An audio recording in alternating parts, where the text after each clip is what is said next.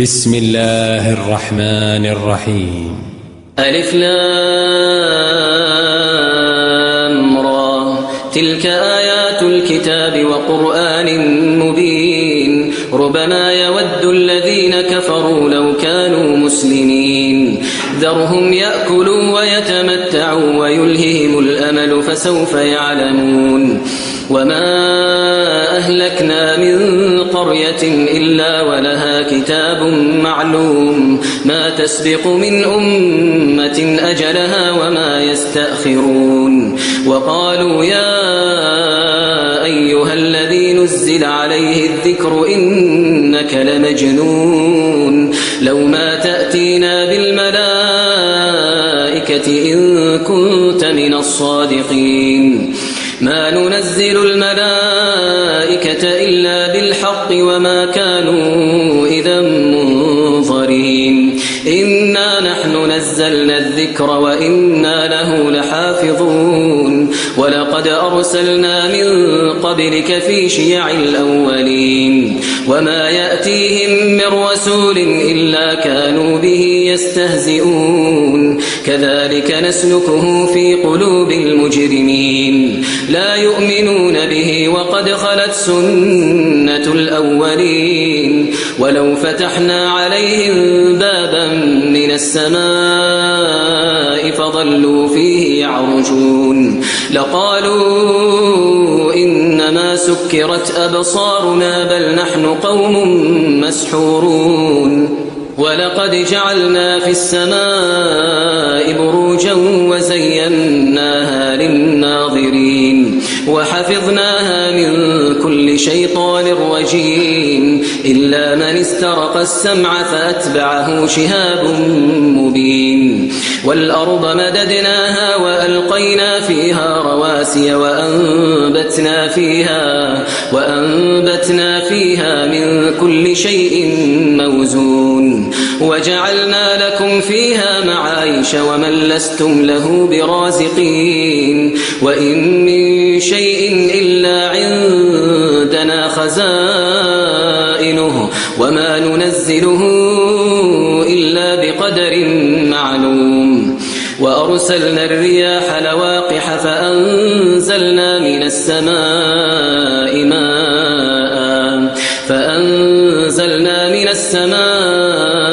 ماء فأسقيناكموه وما أنتم له بخازنين. وإنا لنحن نحيي ونميت ونحن الوارثون. ولقد علمنا المستقدمين منكم ولقد علمنا المستأخرين. وإن ربك هو يحشرهم إنه حكيم عليم.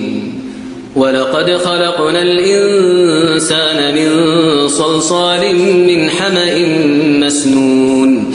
والجان خلقناه من قبل من نار السموم. وإذ قال ربك للملائكة إني خالق بشرا من صلصال من حمأ مسنون.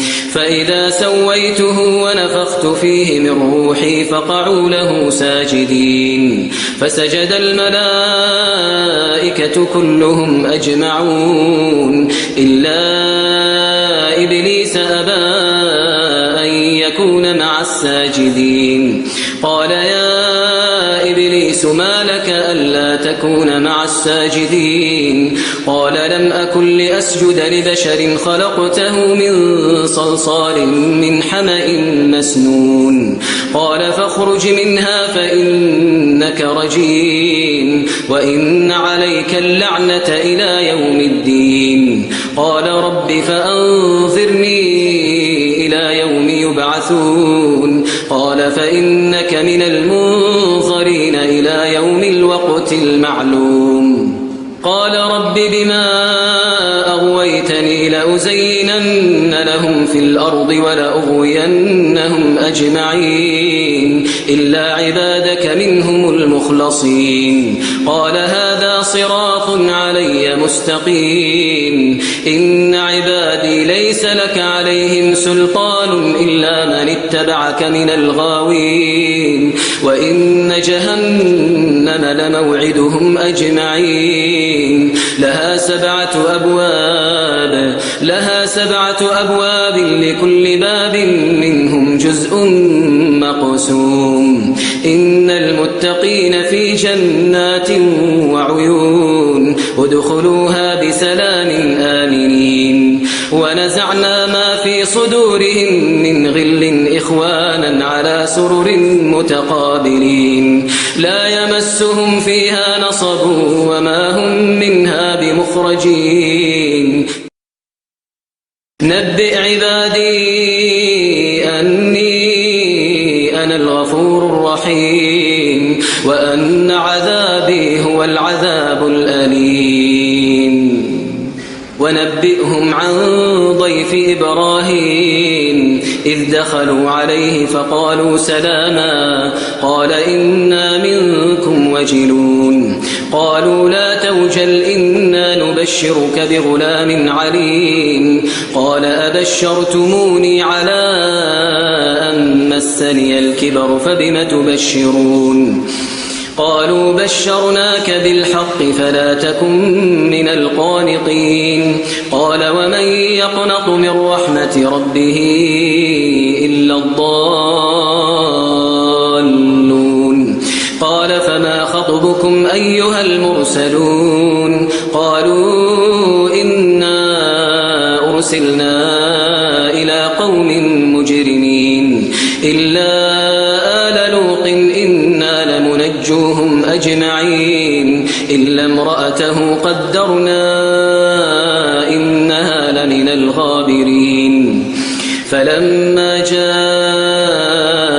آل لوط المرسلون قال إنكم قوم منكرون قالوا بل جئناك بما كانوا فيه يمترون وأتيناك بالحق وإنا لصادقون فأسر بأهلك بقطع من الليل واتبع أدبارهم ولا يلتفت منكم أحد وامضوا حيث تؤمرون وقضينا إليه ذلك الأمر أن دابر هؤلاء مقطوع مصبحين وجاء أهل المدينة يستبشرون قال إن هؤلاء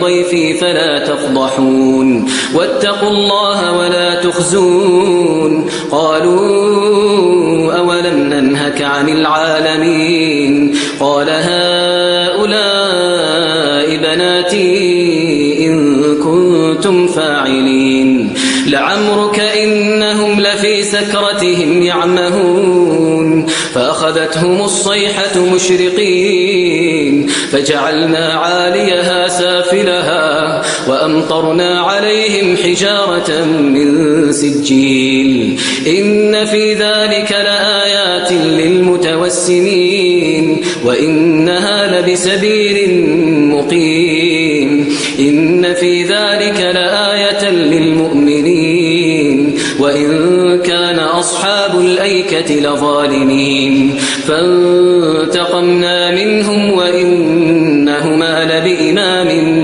مبين ولقد كذب أصحاب الحجر المرسلين وآتيناهم آياتنا فكانوا عنها معرضين وكانوا ينحتون من الجبال بيوتا آمنين فأخذتهم الصيحة مصبحين فما أغنى عنهم ما كانوا يكسبون وما خلقنا السماوات والأرض وما بينهما إلا بالحق وإن الساعة لآتية فاصفح الصفح الجميل إن ربك هو الخلاق العليم ولقد آتيناك 7 من المثاني والقرآن العظيم لا تمدن عينيك إلى ما متعنا به أزواجا منهم ولا تحزن عليهم واخفض جناحك للمؤمنين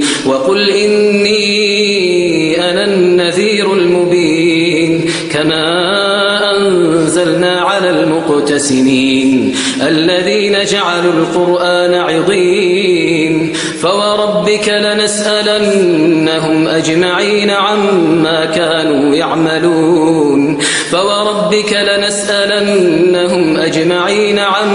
كانوا يعملون فاصدع بما تؤمر وأعرض عن المشركين إنا كفيناك المستهزئين الذين يجعلون مع الله إلها آخر فسوف يعلمون ولقد نعلم أنك يضيق صدرك بما يقولون فسبح بحمد ربك وكن من الساجدين واعبد ربك حتى يأتيك اليقين.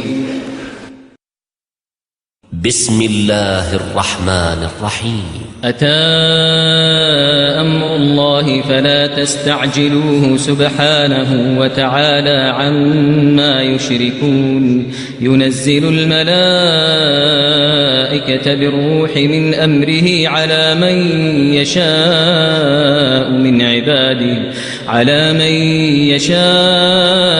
من عباده أن أنذروا أنه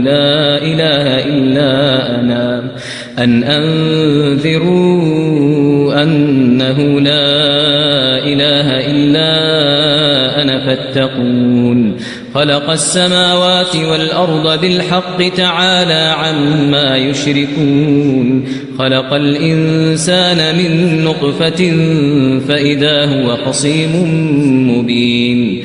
والأنعام خلقها لكم فيها دفء ومنافع ومنها تأكلون ولكم فيها جمال حين تريحون وحين تسرحون وتحمل أثقالكم إلى بلد لم تكونوا بالغيه إلا بشق الأنفس إن ربكم لرؤوف رحيم. والخيل والبغال والحمير لتركبوها وزينة ويخلق ما لا تعلمون. وعلى الله قصد السبيل ومنها جائر ولو شاء لهداكم أجمعين. هو الذي أنزل من السماء ماء لكم منه شراب ومنه شجر فيه تسيمون ينبت لكم به الزرع والزيتون والنخيل والأعناب ومن كل الثمرات إن في ذلك لآية لقوم يتفكرون. وسخر لكم الليل والنهار والشمس والقمر والنجوم مسخرات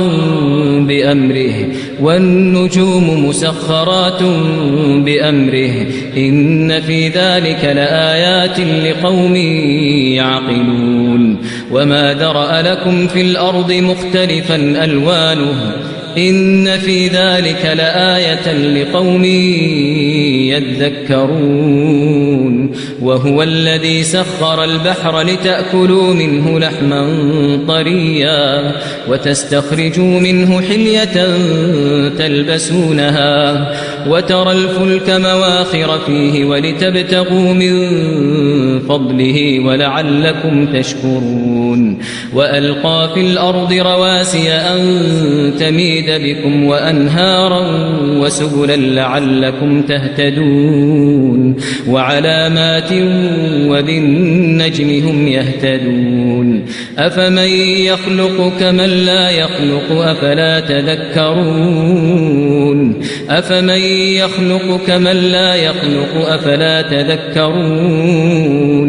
وإن تعدوا نعمة الله لا تحصوها إن الله لغفور رحيم.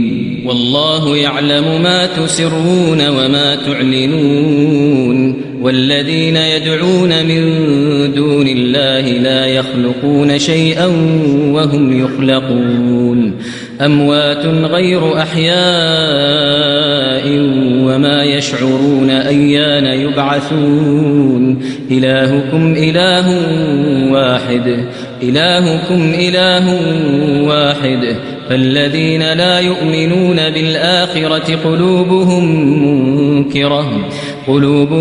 منكرة وهم مستكبرون لا جرم أن الله يعلم ما يسرون وما يعلنون إنه لا يحب المستكبرين وإذا قيل لهم ماذا أنزل ربكم قالوا أساطير الأولين ليحملوا أوزارهم كاملة يوم القيامة ومن أوزار الذين يضلونهم بغير علم ألا ساء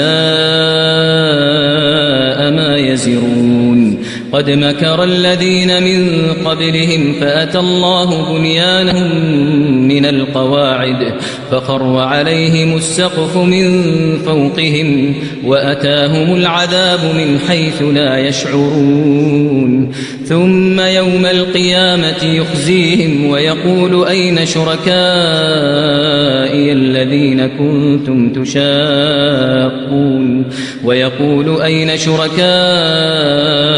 الذين كنتم تشاقون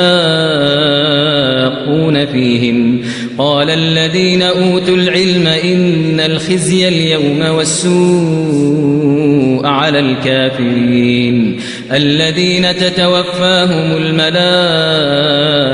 ظالمي أنفسهم فألقوا السلم ما كنا نعمل من سوء بلى إن الله عليم بما كنتم تعملون فادخلوا أبواب جهنم خالدين فيها فلبئس مثوى المتكبرين وقيل للذين اتقوا ماذا أنزل ربكم قالوا خيرا للذين أحسنوا في هذه الدنيا حسنة ولدار الآخرة خير ولنعم دار المتقين جنات عدن يدخلونها تجري من تحتها الأنهار لهم فيها ما يشاءون كذلك يجزي الله المتقين الذين تتوفاهم الملائكة طيبين يقولون سلام عليكم ادخلوا الجنة بما كنتم تعملون هل ينظرون إلا أن تأتيهم الملائكة أو يأتي أمر ربك كذلك فعل الذين من قبلهم وما ظلمهم الله ولكن كانوا أنفسهم يظلمون فأصابهم سيئات ما عملوا وحاق بهم ما كانوا به يستهزئون وقال الذين أشركوا لو شاء الله ما عبدنا من دونه من شيء وقال الذين أشركوا لو شاء الله ما عبدنا من دونه من شيء نحن ولا آباؤنا ولا حرمنا من دونه من شيء كذلك فعل الذين من قبلهم فهل على الرسل إلا البلاغ المبين ولقد بعثنا في كل أمة رسولا أن اعبدوا الله واجتنبوا الطاغوت فمنهم من هدى الله ومنهم من حقت عليه الضلالة فسيروا في الأرض فانظروا كيف كان عاقبة المكذبين إن تحرص على هداهم فإن الله لا يهدي من يضل وما لهم من ناصرين وأقسموا بالله جهد أيمانهم لا يبعث الله من يموت بلى وعدا عليه حقا ولكن أكثر الناس لا يعلمون ليبين لهم الذي يختلفون فيه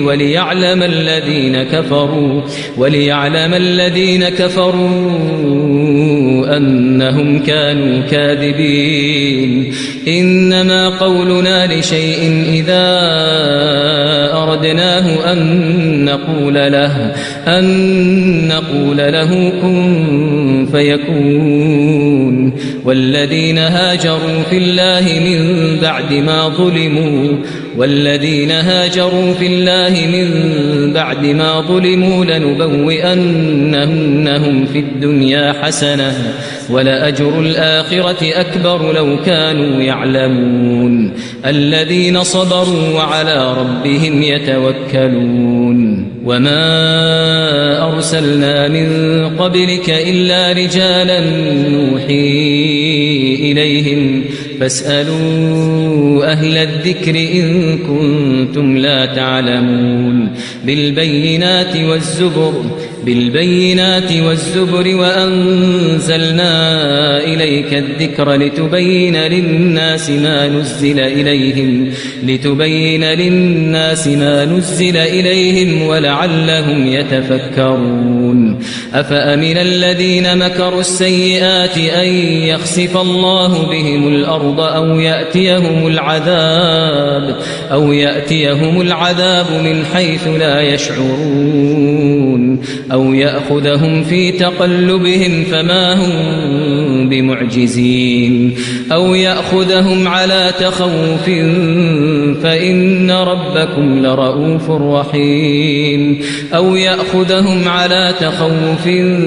فإن ربكم لرؤوف رحيم أولم يروا إلى ما خلق الله من شيء يتفيأ ظلاله عن اليمين والشمائل سجدا لله وهم داخرون ولله يسجد ما في السماوات وما في الأرض من دابة والملائكة وهم لا يستكبرون يخافون ربهم من فوقهم ويفعلون ما يؤمرون وقال الله لا تتخذوا إلهين اثنين إنما هو إله واحد فإياي فارهبون وله ما في السماوات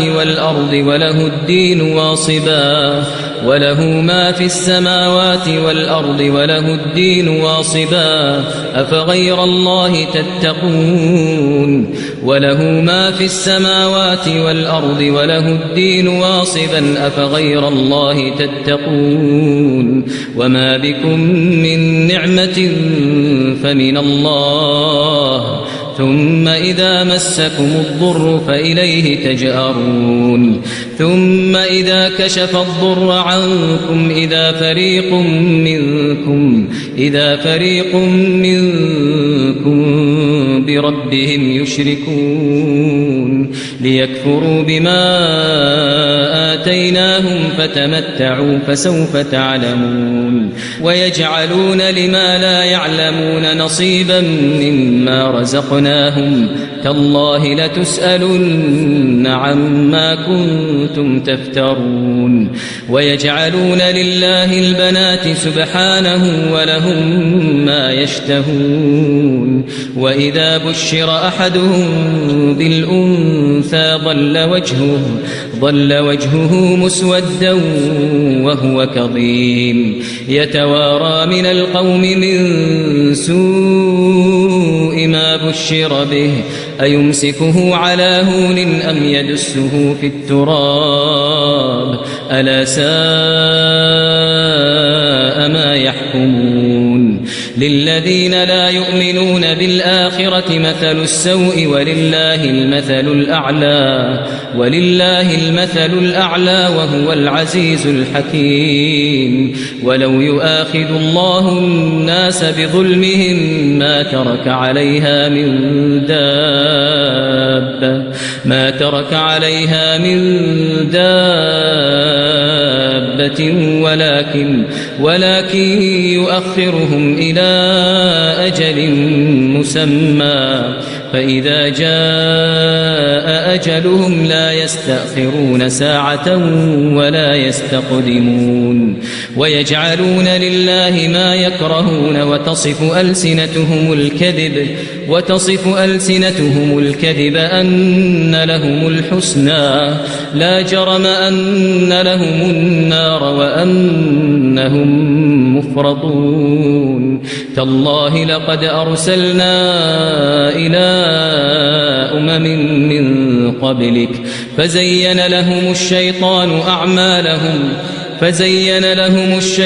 أعمالهم فهو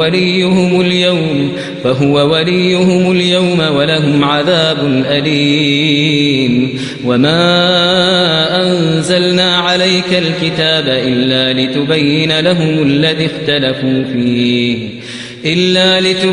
لهم الذي اختلفوا فيه وهدى ورحمة لقوم يؤمنون.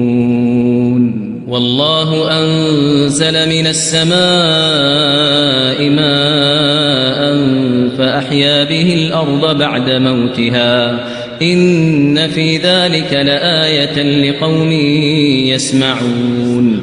وإن لكم في الأنعام لعبرة نسقيكم مما في بطونه من بين فرث ودم لبنا خالصا سائغا للشاربين. ومن ثمرات النخيل والأعناب تتخذون منه سكرا ورزقا حسنا إن في ذلك لآية لقوم يعقلون. وأوحى ربك إلى النحل أن اتخذي من الجبال بيوتا ومن الشجر ومما يعرشون ثم كلي من كل الثمرات فاسلكي سبل ربك ذللا يخرج من بطونها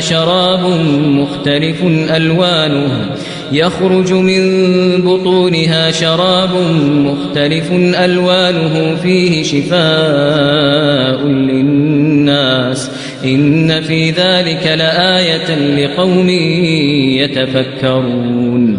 والله خلقكم ثم يتوفاكم ومنكم من يرد إلى أرذل العمر لكي لا يعلم بعد علم شيئا إن الله عليم قدير. والله فضل بعضكم على بعض في الرزق فما الذين فضلوا براد رزقهم على ما ملكت أيمانهم فهم فيه سواء أفبنعمة الله يجحدون. والله جعل لكم من أنفسكم أزواجا وجعل لكم من أزواجكم بنين وحفدة ورزقكم من الطيبات أفبالباطل يؤمنون وبنعمة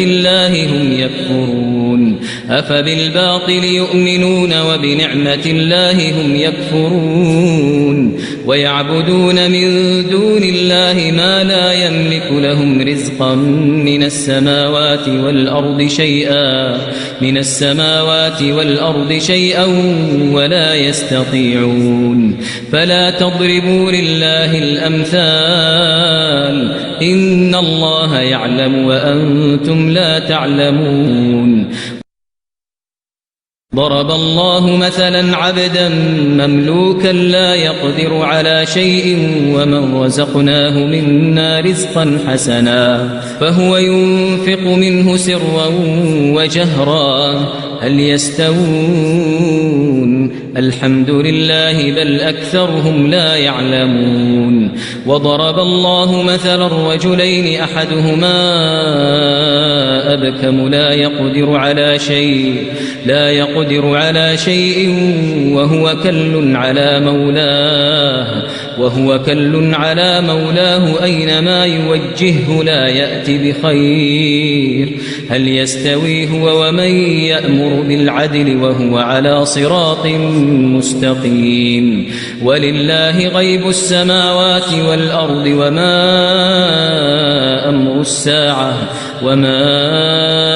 أمر الساعة إلا كلمح البصر أو هو أقرب إن الله على كل شيء قدير والله أخرجكم من بطون أمهاتكم لا تعلمون شيئا وجعل لكم السمع والأبصار والأفئدة لعلكم تشكرون ألم يروا إلى الطير مسخرات في جو السماء ما يمسكهن إلا الله إن في ذلك لآيات لقوم يؤمنون والله جعل لكم من بيوتكم سكنا وجعل لكم من جلود الأنعام بيوتا تستخفونها يوم ضعنكم ويوم إقامتكم ومن أصوافها وأوبارها وأشعارها أثاثا ومتاعا إلى حين والله جعل لكم مما خلق ظلالا وجعل لكم من الجبال أكنانا وجعل لكم سرابيل تقيكم الحر وسرابيل تقيكم بأسكم كذلك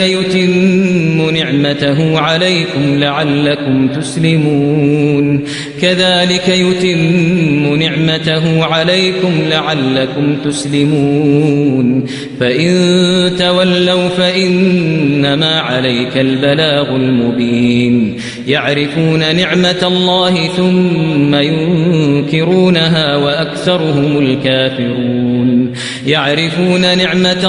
ثم ينكرونها وأكثرهم الكافرون ويوم نبعث من كل أمة شهيدا ثم لا يؤذن للذين كفروا ولا هم يستعتبون وإذا رأى الذين ظلموا العذاب فلا يخفف عنهم ولا هم ينظرون وإذا رأى الذين أشركوا شركاءهم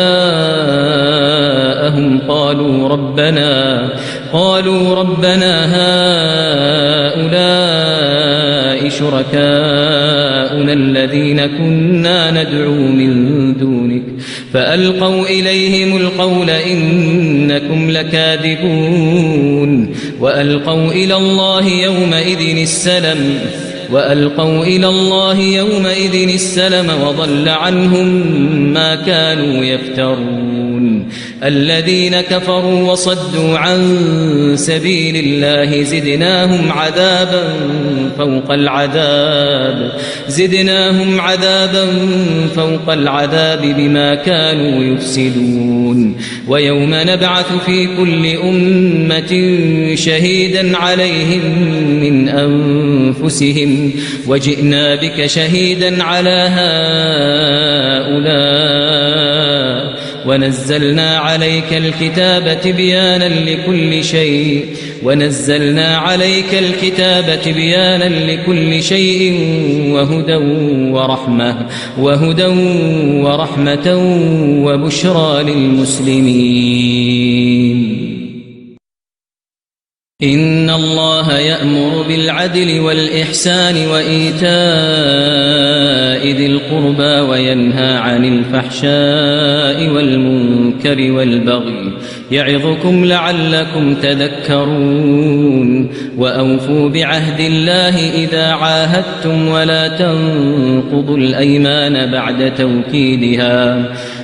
تنقضوا الأيمان بعد توكيدها وقد جعلتم الله عليكم كفيلا إن الله يعلم ما تفعلون ولا تكونوا كالتي نقضت غزلها من بعد قوة أنكاثا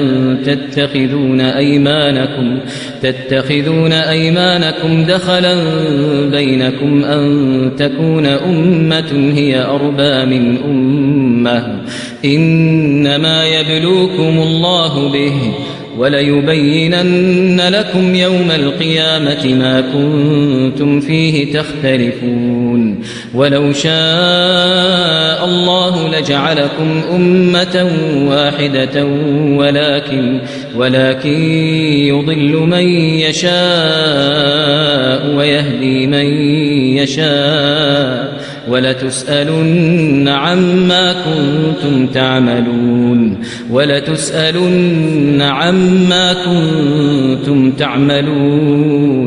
ولا تتخذوا أيمانكم دخلا بينكم فتزل قدم بعد ثبوتها وتذوقوا السوء بما صددتم عن سبيل الله ولكم عذاب عظيم ولا تشتروا بعهد الله ثمنا قليلا إنما عند الله هو خير لكم إن كنتم تعلمون ما عندكم ينفد وما عند الله باق ولنجزين الذين صبروا أجرهم بأحسن ما كانوا يعملون ما عندكم ينفد وما عند الله باق ولنجزين الذين صبروا أجرهم بأحسن ما كانوا يعملون من عمل صالحا من ذكر أو أنثى وهو مؤمن فلنحيينه حياة طيبة ولنجزينهم أجرهم بأحسن ما كانوا يعملون فإذا قرأت القرآن فاستعذ بالله من الشيطان الرجيم إنه ليس له سلطان على الذين آمنوا وعلى ربهم يتوكلون إنما سلطانه على الذين يتولونه والذين هم به مشركون وإذا بدلنا آية مكان آية والله أعلم بما ينزل قالوا إنما أنت مفتر بل أكثرهم لا يعلمون قل نزله روح القدس من ربك بالحق ليثبت الذين آمنوا وهدى وبشرى للمسلمين ولقد نعلم أنهم يقولون إنما يعلمه بشر لسان الذي يلحدون إليه أعجمي وهذا لسان عربي مبين إن الذين لا يؤمنون بآيات الله لا يهديهم الله ولهم عذاب أليم إنما يفتري الكذب الذين لا يؤمنون بآيات الله وأولئك هم الكاذبون من كفر بالله من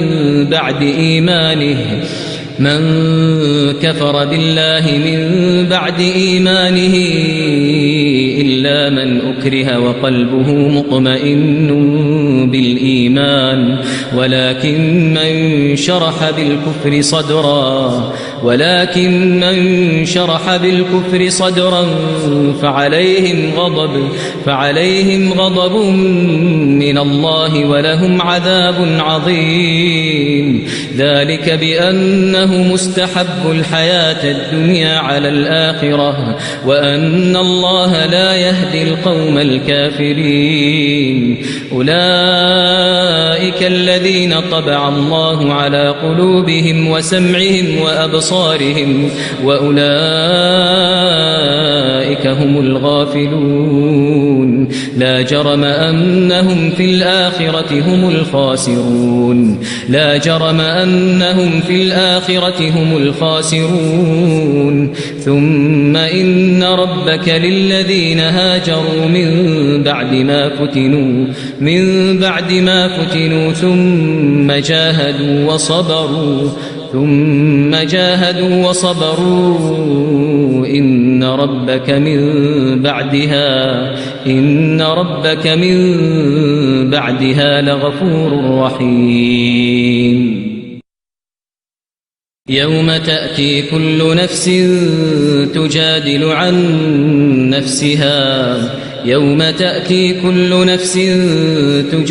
عن نفسها وتوفى كل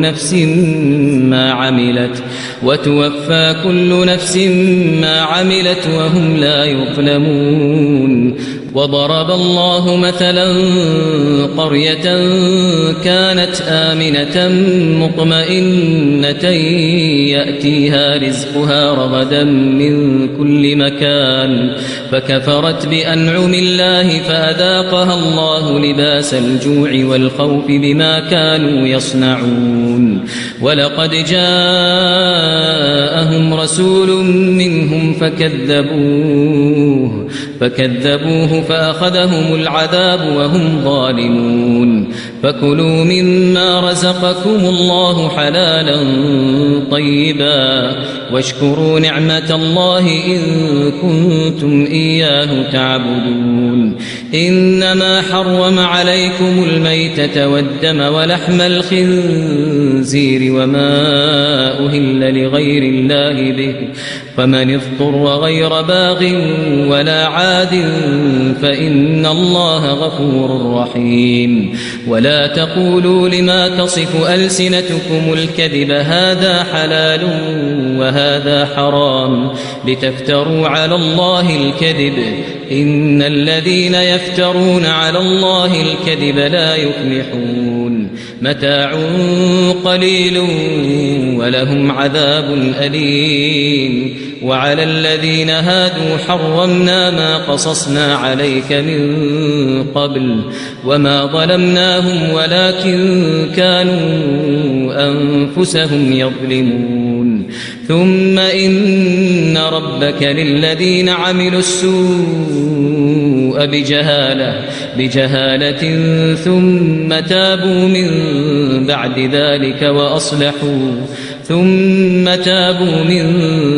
ذلك وأصلحوا إن ربك من بعدها لغفور رحيم. إن إبراهيم كان أمة قانتا لله حنيفا ولم يك من المشركين شاكرا لأنعمه اجتباه وهداه إلى صراط مستقيم. وآتيناه في الدنيا حسنة وإنه في الآخرة لمن الصالحين. ثم أوحينا إليك أن اتبع ملة إبراهيم حنيفا وما كان من المشركين.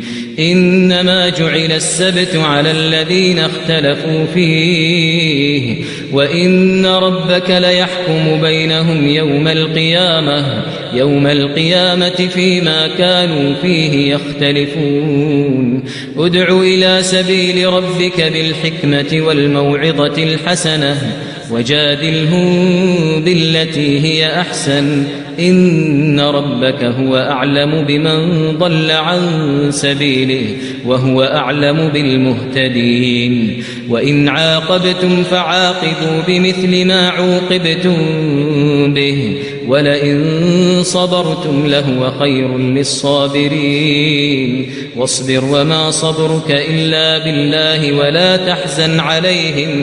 ولا تحزن عليهم ولا تك في ضيق مما يمكرون إن الله مع الذين اتقوا والذين هم محسنون